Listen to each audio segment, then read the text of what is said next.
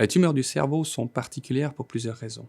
La première, c'est que le cerveau est l'organe qui définit ce que nous sommes. C'est lui qui nous permet de percevoir le monde, c'est lui qui nous permet de marcher, de parler, mais c'est lui qui définit notre personnalité. Donc, c'est clair qu'avoir une atteinte du cerveau, c'est accompagné d'énormément de craintes par rapport aux déficits qu'on pourrait développer dans le futur. Un autre aspect qui est important, c'est que une tumeur du cerveau va généralement se percevoir un peu comme un coup de tonnerre dans un ciel bleu. C'est-à-dire que le patient se porte bien et très rapidement, en fait, il développe un déficit et il y a une prise en charge qui doit être effectuée de manière extrêmement rapide. Finalement, les tumeurs du cerveau sont des maladies rares et complexes à prendre en charge. Donc, il y a besoin de toute une série de spécialistes qui doivent s'occuper des patients, et je pense là aux neurochirurgiens, aux neurologues, aux oncologues, aux radiothérapeutes, mais aussi à des spécialistes plus dans l'ombre comme les neuroradiologues, les neuropathologues qui s'occupent de ces patients pour assurer une prise en charge optimale. Le type de traitement va dépendre du type de maladie, bien sûr, du type de cancer du cerveau. Typiquement, la prise en charge commence par une intervention neurochirurgicale avec des neurochirurgiens qui vont enlever une partie de la tumeur de manière à s'assurer que le patient n'ait pas de déficit supplémentaire. Et ensuite, il se peut qu'on puisse se contenter simplement d'un suivi clinique et radiologique.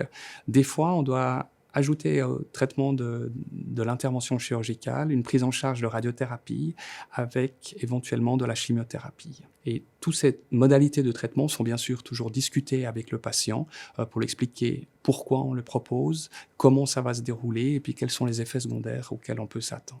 Pour assurer cette prise en charge et pour accompagner les patients, dans le cadre du Centre des tumeurs du cerveau et de la moelle, nous avons des infirmières référentes spécialisées qui accompagnent le patient tout au long de leur parcours.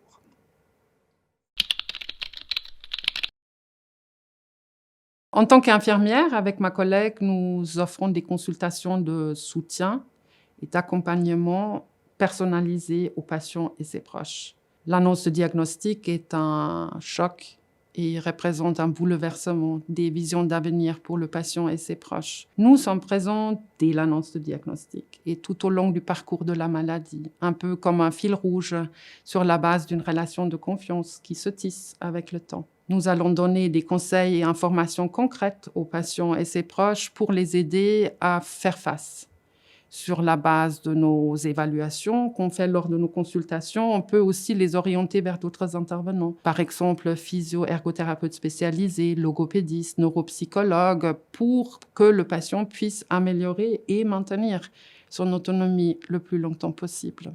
Nous les aidons aussi dans la gestion des symptômes liés au traitement et à la maladie.